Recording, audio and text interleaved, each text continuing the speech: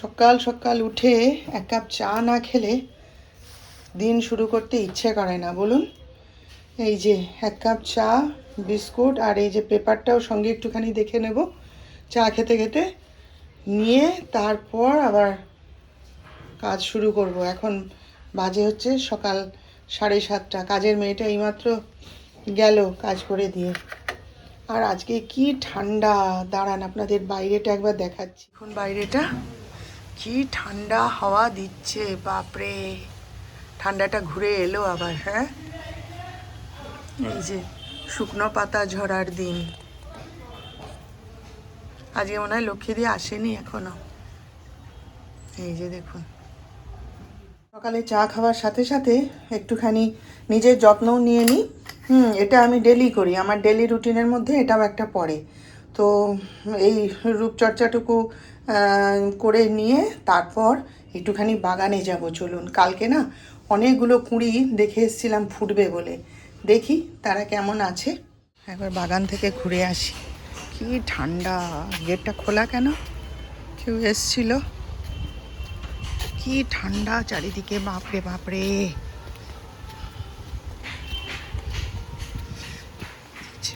ওই দেখুন, একটা ফুল ফুটেছে, এখনো দুটো কুঁড়ি বাকি আছে। এই দেখুন, দুটো কুঁড়ি এখনো ফোটেনি, দেখছেন? এই দেখুন,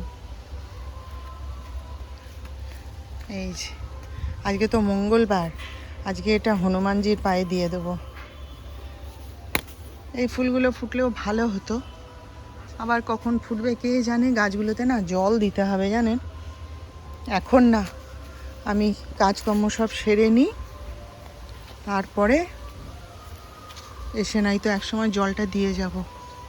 এই যে আমার জুঁই ফুলের গাছটায় আজকে ফুল ফোটেনি। এই গাছটায় না প্রচুর ফুল ফোটে জানেন তো। এই যে ওই যে কুঁড়ি হয়ে রয়েছে, ওই দেখুন সব কুঁড়ি হয়ে রয়েছে। এই গাছটায় প্রচুর ফুল ফোটে। এটা অন্য ধরনের একটা জুঁই ফুলের গাছ। কালকেও তুলে নিয়ে গেছি, শিব ঠাকুরের মাথায় দিয়েছি জানেন। চলো যাই। মর্নিং, আশা করি সবাই ভালো আছেন। আজ 31শে ডিসেম্বর, নতুন বছরের অনেক অনেক শুভেচ্ছা, ভালোবাসা, প্রীতি সব কিছু জানিয়ে আজকের ব্লগটা শুরু করছি। আগামী বছর আমাদের খুব আনন্দে কাটুক, আমরা সবাই হাসি মজা আনন্দে যেন প্রতিটা দিন অতিবাহিত করতে পারি, এই কামনা নিয়ে আজকের ব্লগটা শুরু করলাম। আমরা সবাই যেন ভালো থাকি। হ্যাঁ, 2024 যেন আর ফিরে না আসে সেই দিনগুলো। যদিও জ্যোতিষ যদি মানি, তাহলে সবাই বলছে কি 2025 মঙ্গলের বছর। হ্যাঁ, বছরটা খুব একটা ভালো নয়, তবুও আশা রাখতে ক্ষতি কি, তাই না? ভগবানের উপর বিশ্বাস নিয়ে চলুন আমরা এগিয়ে চলি। আবার নতুন বছরে নতুনভাবে আশা আকাঙ্ক্ষা স্বপ্ন সব কিছু নিয়ে চলুন আবার একসাথে আমরা পথ হাঁটি, তাই তো। তো এখন বাজে হচ্ছে 10:30, আর আজকে আমি উঠেছি জানেন, সে বোধহয় তখন 4টে, সেই থেকে আমার আর ঘুম নেই। ডাক্তার সাহেব আজকে 3:45 তখন বেরিয়ে গেছেন, বিশেষ কাজে যেতে হয়েছে। তো সে কাল রাত থেকেই তো তার প্রস্তুতি চলছে। সে একবার এখানে সোফায় ঘুমায়, একবার ওখানে বিছানায় ঘুমায়, এই করে করে তারপরে দেখি না 3:30-র সময় 3টের সময় উঠে পড়ে দেখছি ব্যায়াম হচ্ছে। তারপরে ওই অত ভোরে চান করলো জানেন, করে তারপরে বেরিয়ে গেছে। এই একটু আগে ফোন করলো যে কাজ হয়ে গেছে, এবারে বাড়ির পথে বাস ধরছে। তো যাই হোক, সেই তো ঘুম চটকে গেছে, আর কি ঘুম আসে, নানা চিন্তা মাথার মধ্যে আসতে থাকে। ওই একটা আধো ঘুমিয়েছিলাম আর কি। তারপরে তো কাজের লোকটোক এলো, উঠে পড়েছি। যাই হোক, চলুন তাহলে আজকের দিনটা শুরু করলাম, শুরু করেই দিয়েছি। তো আপনারা আমার সঙ্গে থাকুন, দেখতে থাকুন। এই যে ভাত বসিয়ে দিয়েছি, আর এই যে এখানে দুধটা এলো, এটা আগে ফুটিয়ে নিই, না হলে হয়ে যাবে, পচে যাবে, তো এক্ষুনি নষ্ট হয়ে যাবে। আমাদের মদনের গরুর দুধ বেশিক্ষণ থাকে না, ফুটিয়ে না নিলেই ব্যাস দুধ কেটে যাবে। ওই জন্য সবার আগে এই যে দুধটা ফুটিয়ে নিচ্ছি। সকালবেলায় গিয়ে মাসির কাছ থেকে একটু চিংড়ি মাছ নিয়ে এসেছিলাম জানেন। আর কোনো মাছ ভালো ছিল না, মাসি নাকি কদিন বসেনি, ওদের উৎসব ছিল। তারপর 25শে ডিসেম্বর গেল, একটার পর একটা উৎসব গেল, তো ওই জন্য মাছ ছিল না। তো বলে বৌদি তুমি একটু চিংড়ি মাছ নিয়ে যাও, আজকের মতো খাও, আমি কাল পাঠিয়ে দেবো। তো এই যে আজকে সকালবেলায় মাসির বর এসে সব মাছ দিয়ে গেছে। এই যে কাতলা মাছ, এখানে কাতলা মাছের মুড়ো দুটো রেখেছি। মাছের মুড়ো খেতে আমি খুব ভালোবাসি জানেন। আর এই হচ্ছে বাটা মাছ, আর মাসির কাছে একটু ভোলা মাছ চেয়ে এসেছিলাম, এই দেখুন কত বড় বড় ভোলা মাছ পাঠিয়ে দিয়েছি। মাসি কিন্তু মাছটা ভালো দেয়, আমি ওই জন্যই মাসির কাছ থেকে নিই। আর এই যে আজকে রান্না করব এই মাছটা আর মাছের তেলটা তুলে রাখছি।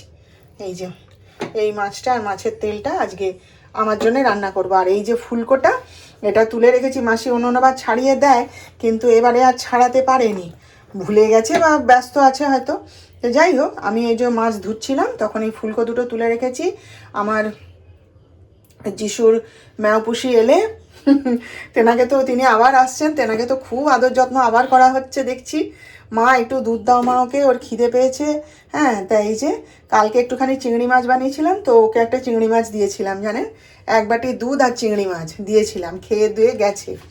তা আজকে এখন আসেনি, কখন আসবে। তো এই যে মাছের ফুলকো দুটো তুলে রাখছি, ওকে দিয়ে দেবো। এখনই ছেলেকে বলে এলাম যে তুই বেরোচ্ছিস, তোর ইয়ে এলে, বেল্লি এলে এই ফুলকো দুটো ওকে আজকে দেবো। বলে আচ্ছা। এই যে সব এতক্ষণ ধরে ধুলাম, এবারে তুলে রাখি ফ্রিজে। দেখুন বছরের শেষ দিনটায় কি আরম্ভ করেছে, দেখুন কিরকম মারপিট করছে। এবার জল দিয়ে দে, জল দিয়ে দে।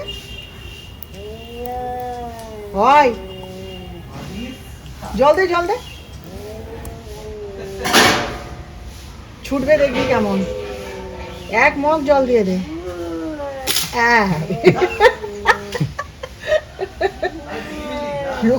রাগ দেখ, তবু নড়ে না,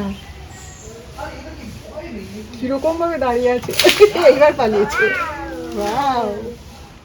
রান্না করতে করতে আমরা এখন কফি খাবো, 2 কাপ কফি বানালাম, ওই জন্যে একটু কফি খেয়ে নিই। আর একটুখানি শুধু মাছের ঝোল আর ডিম সেদ্ধ এটা হতে বাকি আছে, তো একটুখানি কফি খেয়ে নিই। শীতের সকালে কফি খেতে ভালো লাগে তাই না, সকালই হোক আর সন্ধ্যায় হোক একটুখানি কফি খেতে ভালো লাগে। তো রান্না করতে করতে একটুখানি যিশু বলল মা একটু কফি খাবো, বানাবে? তাই আমিও 1 কাপ খাবো ওর সঙ্গে। এই যে তো কি কি রান্না করেছি, হ্যাঁ, এই যে ডিম সেদ্ধ, এখানে হচ্ছে উচ্ছে সেদ্ধ, আর এইখানে হচ্ছে শাক ভাজা, এটা হচ্ছে মুগের ডাল, এখানে হচ্ছে পেঁপের তরকারি, আর এটাই কি আছে, ও পাঁপড় ভাজা, আর হচ্ছে মাছের ঝোল। ব্যাস, এই যে এবছরের শেষ প্রণাম জানালাম আমার গোবিন্দকে। সবার মঙ্গল হোক, সবাই ভালো থাকুক, হাসি খুশিতে থাকুক, সবার সব ইচ্ছা পূর্ণ হোক, সবার মঙ্গল হোক, তাই না? এই প্রার্থনাই আজকে জানালাম ঈশ্বরের কাছে, কেউ যেন কষ্টে না থাকে নতুন বছরে। এই যে দেখুন, আর ওই যে সকালবেলায় যে জবা ফুলটা তুলেছিলাম, এই যে হনুমানজির পায়ে দিয়েছি, আজকে মঙ্গলবার তো। চলুন, বছরের শেষ প্রণাম গোবিন্দকে আমার সাথে সাথে আপনারাও জানান। দুধটা ফুটাতে বাকি ছিল কিন্তু আর ফুটালাম না জানেন, হঠাৎ করে কি হয়েছে জানেন, রান্নাঘরে খুব গ্যাসের গন্ধ আসছে, গ্যাস লিক হচ্ছে মনে হয়। রান্না করতে করতে সমানে গ্যাস লিকের হওয়ার, মানে গ্যাসের গন্ধ পাচ্ছি, কি জানি কেন, কি ব্যাপার বলতে পারছি না। আর তারপরে যিশু এলো, যিশুকেও দেখালাম, বলছে হ্যাঁ মা গ্যাস তো লিক হচ্ছে মনে হয়, কিন্তু সিলিন্ডারের কাছেও কোনো গন্ধ নেই, কোথাও কিছু গন্ধ পাচ্ছি না। এরকম আগে না 2বার হয়েছে, মিস্ত্রি ডেকে ঠিক করেছি। তো আবার আমার যে মিস্ত্রিটা এসে ঠিক করে দিয়ে যায় তাকে আবার ফোন করলাম, বলছে 5টার সময় আসবে। তো ভাবছি কি জানেন, আমার একটা নতুন ওভেন তোলা আছে, সেই আমার ছেলেও বলছে, বলে মা বারবার যখন এরকম হচ্ছে ও ঠিক করানোর দরকার নেই, তুমি এটা বাদ দিয়ে তুলে রেখে দাও, আর ওই সেই নতুনটা, নতুন মানে কি ওটা ইউজ হওয়ায়, হ্যাঁ সে পরে বলবো সেসব কথা, তো সেইটাকে তুমি লাগিয়ে নাও, এরমভাবে রিস্ক নিয়ে কাজ করো না। দেখি, ওই জন্য এখন আর দুধটা ফুটালাম না, থাক, ফ্রিজে ঢুকিয়ে রেখেছি, তারপরে মিস্ত্রি আসুক দেখি কি বলে। আগে 2বার এরকম হয়েছে জানেন, তখন ওরকম ঠিক করে নিয়েছিলাম, তারপরে কি জানি কি হচ্ছে বারবার। ডাক্তার সাহেবকে আর জানাইনি, কারণ জানালে বাইরে আছে তো, তাকে জানানোটা উচিত নয় তাই না। বেকার বেকার টেনশন করবে। এমনিতেই সেদিনকে ওরকম হয়েছে, দোকান থেকেই ওকে অনেক কথা বলেছে। হ্যাঁ, সেই সব শুনে ডাক্তার সাহেব একটু নার্ভাস হয়ে পড়েছে। তো এখন আবার যদি বলি, তো বাসে করে আসছে লোকটা, তাকে কি ওইসব কথা বলা যায় বলুন? আমি আর কিছু উচ্চারণও করিনি। দেখি তাহলে আমি এখন এই একটুখানি বিশ্রাম নিয়ে যাব, দেখি ওই গ্যাস ওভেনটা বের করি। সেটা তো বেঁধে ছেদে একদম সুন্দর করে তোলা রয়েছে, আর করতে হবে আমাকেই, কে আর করবে। দেখি, এসছি ঠাকুরঘরের পর্দাটা একটু টেনে দিয়ে গেলাম। আর ভালো লাগে না জানেন তো, হ্যাপা সামলাতে সামলাতে না আমার জীবন যায়। একটা শেষ করি আর একটা, একটা শেষ করি আর একটা, সবসময় আর ভালো লাগে না, আর পারি না যেন। যাকে এখন বাজে হচ্ছে সন্ধ্যে 7টা, ঘরে বসে থাকতে ভালো লাগছিল না, তাই আমি আর যিশু একটু বেরিয়েছিলাম। ডাক্তার সাহেব তো এখনও ফেরেনি। এই আমরা যখন আসছি তখন ছেলেকে ফোন করছে যে এরকম চাউমিন কিনবো, খাবি? বলে হ্যাঁ। প্রচণ্ড ভিড় রাস্তায়, তো এমনি একটু ঘুরতে বেরিয়েছিলাম, ইচ্ছা ছিল মেলাতে একটু যাওয়ার, কিন্তু আজকে আর যেতে পারিনি কারণ সময় হাতে নেই। আর দেরি করে বেরিয়েছিলাম তো সেই জন্য। তো এই রাস্তায় লোকজন, আলো, অনুষ্ঠান হচ্ছে, মাইক বাজছে, এইসব দেখে টেকে গেলে আমাদের এই যে সবুজ পাতা ক্লাব, ওই যে পুকুরের উপরে যে দুর্গা মণ্ডপটা তৈরি হয়, সেখানে দেখছি ওই জি বাংলা সারেগামা পা থেকে সব শিল্পীরা আসবে। সেখানে কদিন ধরেই দেখছিলাম আবার পুকুরের উপরে স্টেজ তৈরি হচ্ছে। তো যিশু বলে কি, বাবা কালী পুজোর স্টেজকে আবার তৈরি হওয়া শুরু হলো?